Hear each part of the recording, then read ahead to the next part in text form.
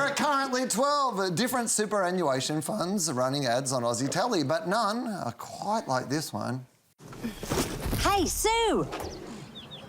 Bev, you're sitting on a monster. Literally and figuratively. It's my superannuation from Australian Retirement Trust. Australian Retirement Trust. Right. Big, isn't it? Comes with an app. I gotta get me one of those. One day, I'll unleash it on the world.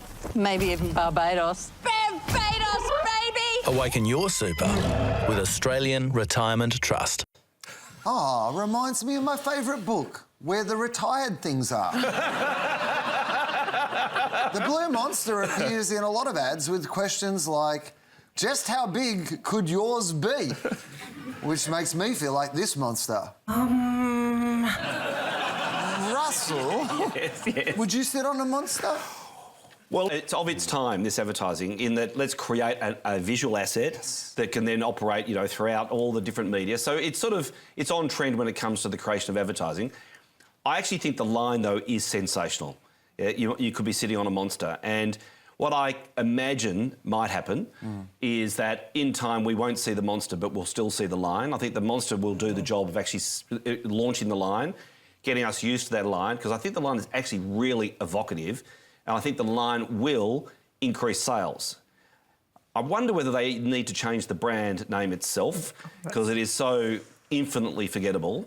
What is the name? I can't even remember what it is, right?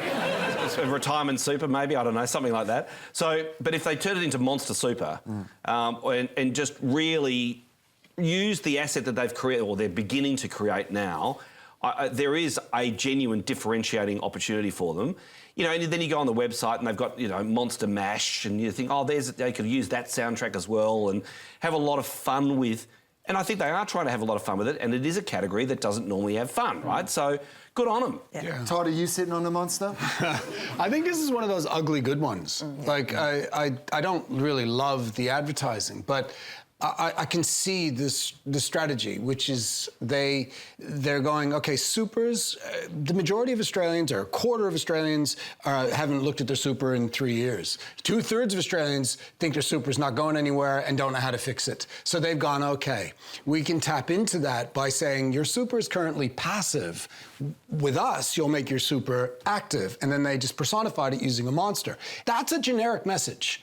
Right? That message of make your super active. But it is illegal in this country to talk about performance, because past performance is not indicative of future performance. So I actually put that clause in my ABC contract that past performance is not indicative. Nice. Yeah, I think they've done a category job here. That's the thing, where exactly that of going, I love the idea. It's not like my favorite character, but it's one of those things of going, if they put enough media spend on this, it'll become memorable, they become known for it, right? It's one of those things, like a year from now, if we've seen it enough, we'll know it right away.